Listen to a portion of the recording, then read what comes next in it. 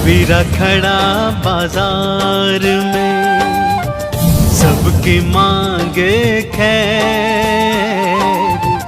कबीरा खड़ा बाजार में, सबकी मांगे खैर। ना कहूँ से दोस्ती, ना कहूँ से बैर कबीरा, ना कहूँ से बैर। दर्शकों, कबीर नाम की गूंज आज हिंदुस्तान ही नहीं बल्कि दुनिया के हर एक मुल्क में पहुंच चुकी है।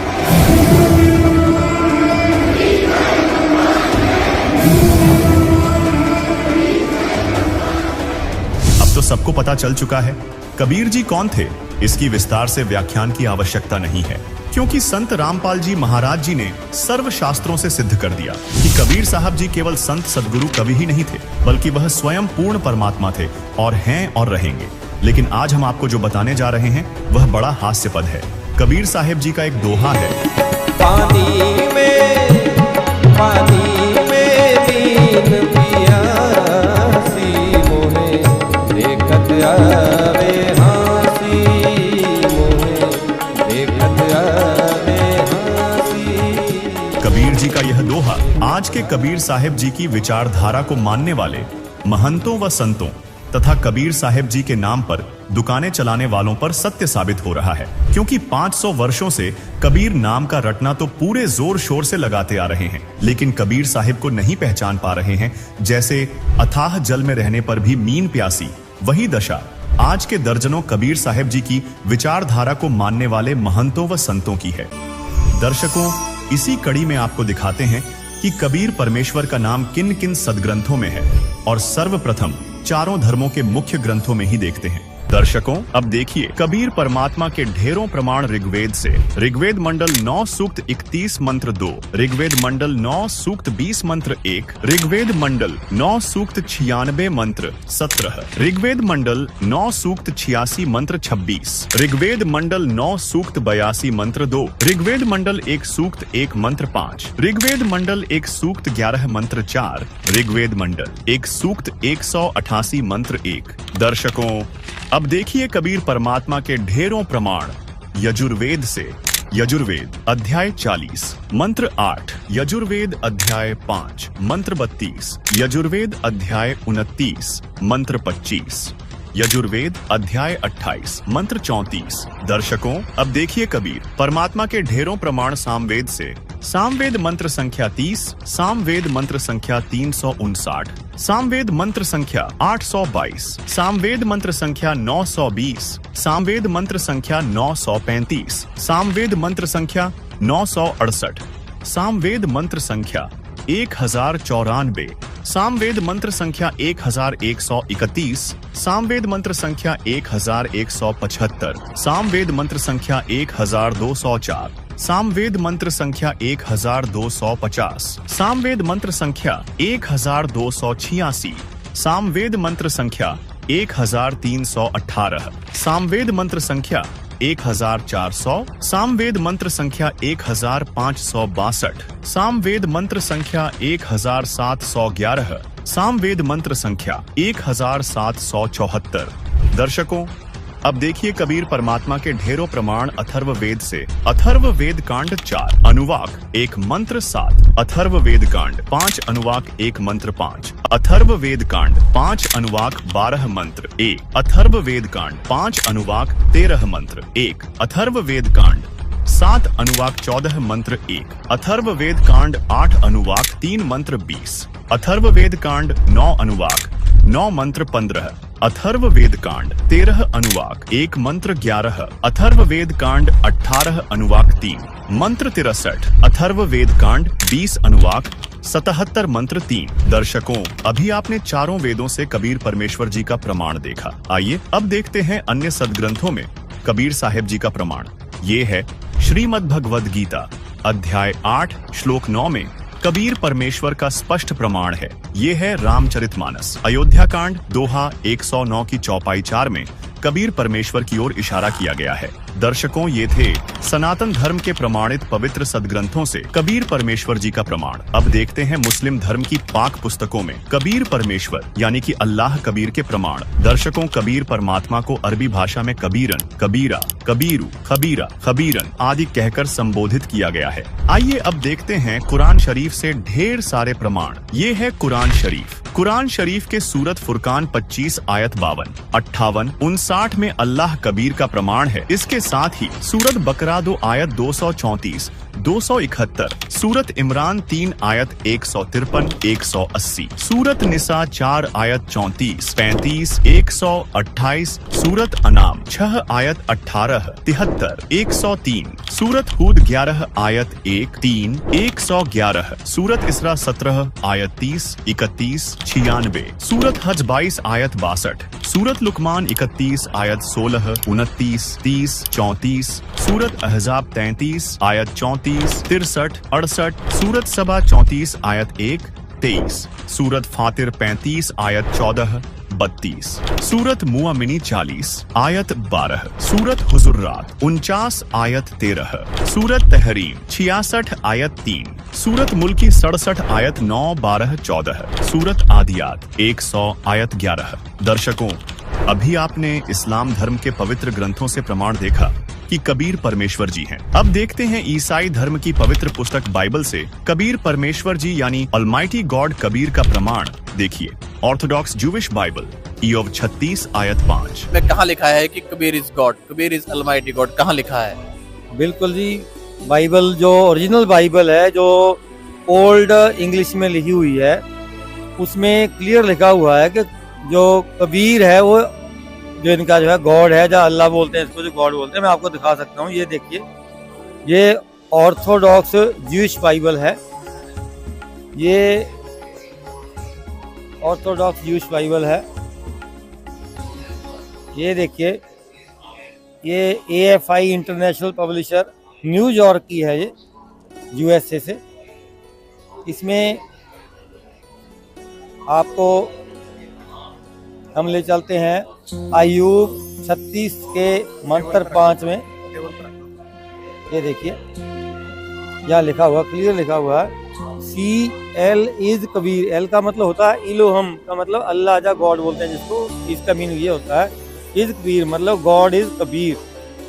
वर्ड में ब्रैकेट में लिखा हुआ mighty and despise not any, he is Kabir in quote live strength of understanding, he preserve not the life of the रैशा बट गिव द मिस्टर। मतलब ये कबीर जी के बारे में सारा जो आगे तक लगाया हुआ, निशानी लगाई हुई है, ये सारा जो है परमात्मा के जो गुण है वो इसमें बताए हुए हैं। ये साफ लिखा हुआ है कि कबीर जो है वही अल्लाह है, गॉड है। और बाकी की जो बाइबल है उनमें ये नहीं है, उनमें उनको ट्रांसलेट करके लिख दिया हुआ है। उनका जो ट्रांसलेटेड मीनिंग है, कबीर का जो वर्ड मीनिंग होता है बड़ा होता है या माइटी होता है, तो उन्होंने जो इंग्लिश वाली है उन्होंने वहाँ पर उसको माइटी लिख दिया हुआ है, और जो हिंदी वाली है उसको वहाँ पर बड़ा लिख दिया है कि वो बड़ा भगवान है, ऐसे लिख दिया हुआ है। तो नाम का जो उनका वर्ड मीनिंग है वो लिख दिया हुआ है। इसलिए जो ओरिजिनल बाइबल है उसमें ये साफ साफ लिखा हुआ है कि कबीर इज गॉड। दर्शकों, अब देखते हैं सिख धर्म के पवित्र ग्रंथों में कबीर परमेश्वर यानी कि रब कबीर का प्रमाण। देखिए, यक अर्ज गुफ्तुम पेश तो दरगोश उन करतार हका कबीर करीम तू बेऐब परवदगार नानक बगोयद जनतुरा तेरे चाकरा पाखाक। गुरु ग्रंथ साहिब पृष्ठ 1350 487। दर्शकों, अभी आपको चारों धर्मों के पवित्र ग्रंथों से कबीर परमेश्वर जी के प्रमाण दिखाए गए। महाराज ने जिस काशी वाले जुलाहे को कबीर परमात्मा बताया है, इसके लिए संत रामपाल जी महाराज ने बिल्कुल ठोस प्रमाण आपके सामने प्रस्तुत कर दिए हैं। संत रामपाल जी महाराज के इन प्रमाणों का समर्थन उन प्रत्यक्ष दृष्टा यानी आई विटनेस महापुरुषों ने भी किया है, जिनमें से कुछ इस प्रकार हैं। कबीर परमात्मा चारों युगों में आते हैं। वह ऊंचे स्वर में बोल बोल कर अपने अमृत ज्ञान की वर्षा करते हैं। चारों युग में संत पुकारे, कूक कहा हम हेल रे, हीरे मोती माणिक बरसे, ये जग चुगता ढेल रे, चारों युगों में परमात्मा कबीर अपनी अच्छी आत्माओं को मिलते हैं। आज हम उन्हीं महान आत्माओं का जिक्र करेंगे जिनको परमात्मा आकर मिले, वो अपना साक्षात्कार कराकर अपनी समर्थता से परिचित करवाया। गवाह नंबर 1, धनी धर्मदास, बांधवगढ़, मध्य प्रदेश। धनी धर्मदास वो महान आत्मा है जिनको परमात्मा कबीर स्वयं आकर मिले और उनसे पवित्र कबीर सागर लिपिबद्ध करवाया। धनी धर्मदास जी का जन्म हिंदू धर्म के वैश्य कुल परिवार में हुआ था। धनी धर्मदास जी के अंदर धार्मिकता कूट कूट कर भरी हुई थी। इसी कारण धनी धर्मदास जी रामकृष्ण जी के कट्टर पुजारी थे। उन्होंने एक रूपदास नाम के वैष्णव साधु को गुरु भी बना रखा था। अपने गुरु रूपदास के मार्गदर्शन करने पर धनी धर्मदास 68 तीर्थ के भ्रमण पर निकले थे। इसी तीर्थ यात्रा के दौरान परमात्मा कबीर जी उन्हें जिंदा महात्मा के रूप में मिले थे और उनको तत्व ज्ञान समझाया था। पहले तो धर्मदास जी ने परमात्मा कबीर जी का बहुत विरोध किया, परंतु परमात्मा कबीर जी के सटीक प्रमाणों को सुनने के बाद वह कबीर परमात्मा के कई बार अंतर्ध्यान होने के बाद धर्मदास जी को तत्व ज्ञान समझ आया और वो व्याकुल हो उठे। इसके बाद धर्मदास जी के बहुत विनय करने पर परमात्मा कबीर जी ने उन्हें अपना निजधाम सतलोक दिखाया व अपनी संपूर्ण जानकारी दी। संपूर्ण ज्ञान समझने के बाद व सतलोक देखने के बाद धर्मदास जी पूर्ण परमात्मा कबीर साहिब जी पर कुर्बान हो गए। गवाह नंबर 2, नानक देव जी।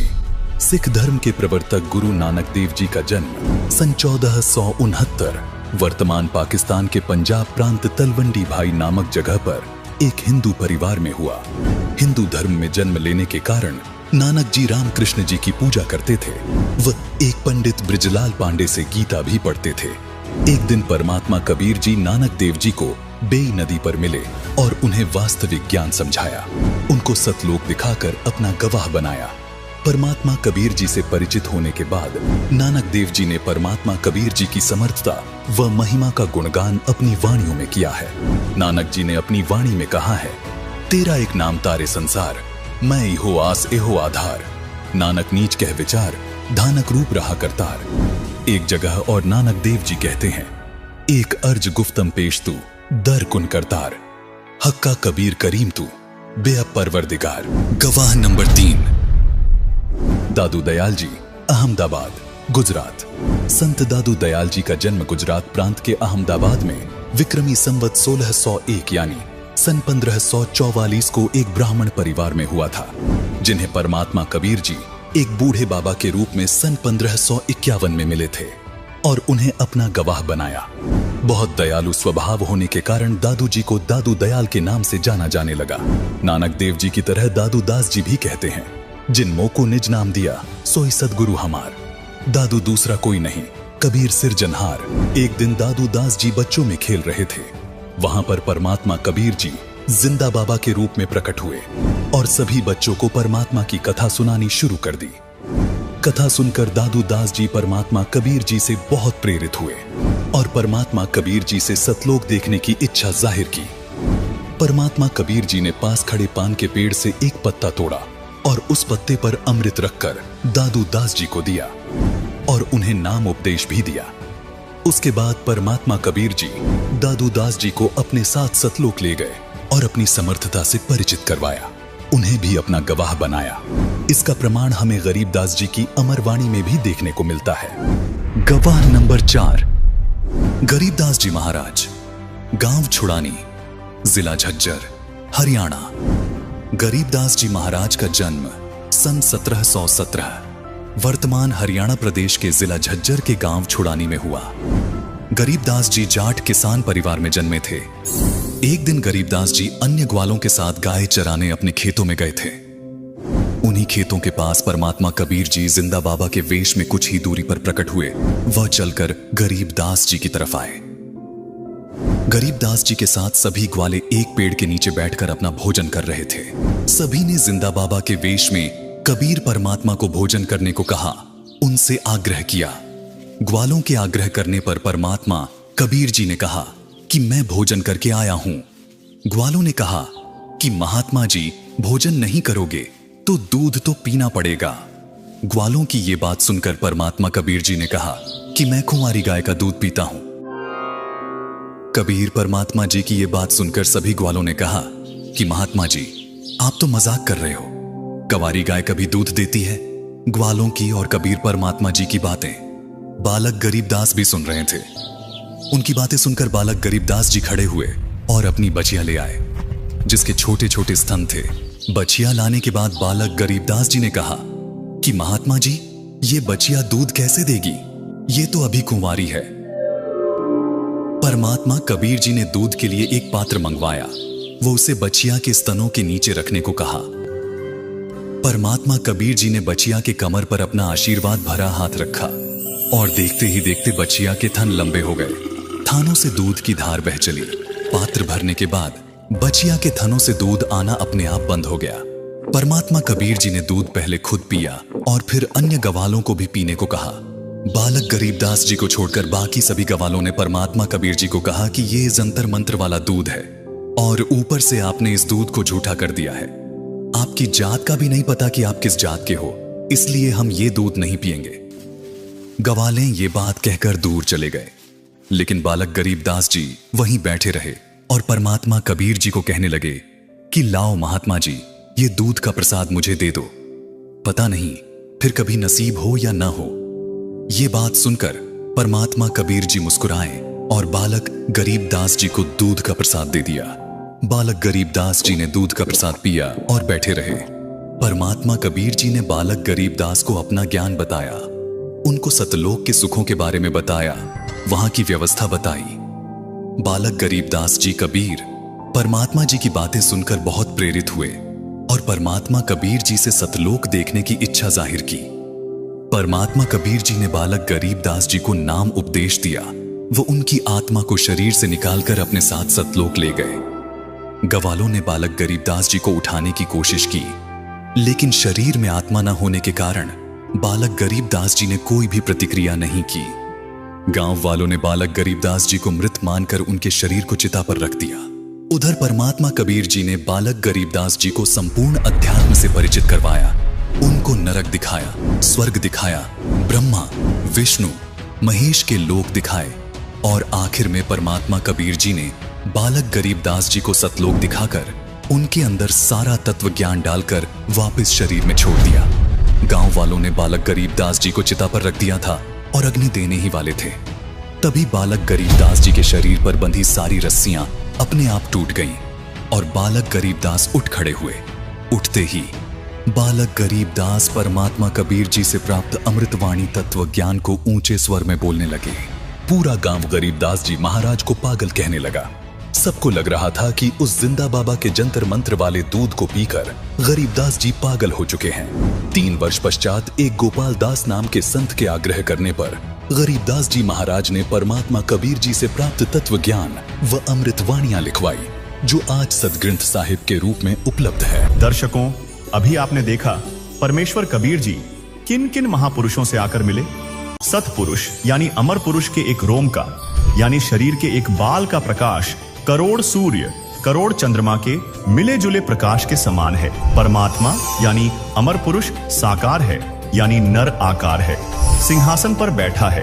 दर्शकों, वेदों में भी परमात्मा के साकार होने के ढेर सारे प्रमाण मौजूद हैं, जो संत रामपाल जी महाराज ने बताए हैं। देखिए, यजुर्वेद अध्याय 1 मंत्र 15 में स्पष्ट कहा गया है, परमेश्वर का शरीर है, अर्थात परमात्मा सशरीर है। यजुर्वेद अध्याय 5 मंत्र 1, हे परमेश्वर, आपका शरीर है, अर्थात आप सशरीर हैं, सर्व का पालन करने वाले, आप अमर पुरुष जिनका एक दिव्य शरीर है। यजुर्वेद अध्याय 7 मंत्र 39 कहता है, महा इंद्रो निर्वदा, अर्थात इंद्र के समान ऐश्वर्यवान परमेश्वर मनुष्य तुल्य है।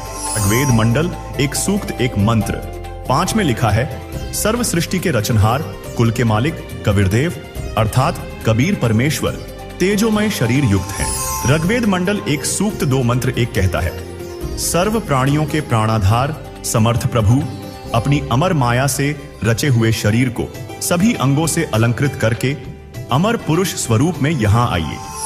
ऋग्वेद मंडल एक सूक्त 31 मंत्र 17 में भी स्पष्ट कहा गया है, परमेश्वर मनुष्य के समान देहधारी है। ऋग्वेद मंडल 8 सूक्त 43 मंत्र 27 कहता है, हे परमेश्वर, आप मनुष्य सदृश सर्वांग युक्त साकार और सशरीर हैं। ऋग्वेद मंडल 9 सूक्त 54 मंत्र 3 में बताया गया है, परमेश्वर सर्व ब्रह्मांडों के ऊपर विराजमान है। ऋग्वेद मंडल 9 सूक्त 82 मंत्र 1 से 3 तक वर्णन आता है। परमात्मा सबसे ऊपर के लोक में सिंहासन पर राजा के समान विराजमान है। ऋग्वेद मंडल 9 सूक्त 86 मंत्र 27 में बताया गया है, परमात्मा द्युलोक के तीसरे पृष्ठ पर विराजमान है। दर्शकों, वेदों के इन प्रमाणों से सिद्ध होता है कि वेद परमात्मा को मनुष्य के समान साकार बताते हैं, जो कि सिंहासन पर राजा के समान बैठा है। चलिए अब देखते हैं पवित्र बाइबल को, जिसके उत्पत्ति अध्याय 1 श्लोक 26 और 27 में लिखा है, फिर परमेश्वर ने कहा, हम मनुष्य को अपने स्वरूप के अनुसार अपनी समानता में बनाएं, और वे समुद्र की मछलियों और आकाश के पक्षियों और घरेलू पशुओं और सारी पृथ्वी पर और सब रेंगने वाले जंतुओं पर जो पृथ्वी पर रेंगते हैं अधिकार रखें। तब परमेश्वर ने मनुष्य को अपने स्वरूप के अनुसार उत्पन्न किया, अपने ही स्वरूप के अनुसार परमेश्वर ने उसको उत्पन्न किया, नर और नारी करके उसने मनुष्यों की सृष्टि की। दर्शकों, बाइबल में स्पष्ट कहा है कि परमात्मा ने मनुष्य को अपने स्वरूप में नर नारी करके उत्पन्न किया, तो बाइबल से भी सिद्ध होता है कि परमात्मा मनुष्य जैसा साकार है। वहीं दर्शकों, कुरान मजीद की सूरह अस-सजदा 32 आयत 4 और सूरह फुरकानी 25 आयत 52 से 59 में कहा है कि वह कादिर अल्लाह कबीर है, जिसने सर्व सृष्टि अर्थात कायनात की रचना 6 दिन में की और 7वें दिन तख्त पर जा विराजा। उसकी खबर किसी बाखबर से पूछो। दर्शकों, कुरान पाक के इस प्रमाण से भी सिद्ध होता है कि जिस अल्लाह ने सारी कायनात को 6 दिन में रचा और 7वें दिन तख्त पर जा विराजा, तो जो अल्लाह तख्त सिंहासन पर विराजेगा तो वह मनुष्य जैसा होगा, न कि बेचून अर्थात निराकार। दर्शकों, श्री गुरु ग्रंथ साहिब जी के पृष्ठ 1257 पर परमेश्वर के साकार होने के प्रमाण हैं। देखिए, मलार मोहल्ला 1 घरू 2।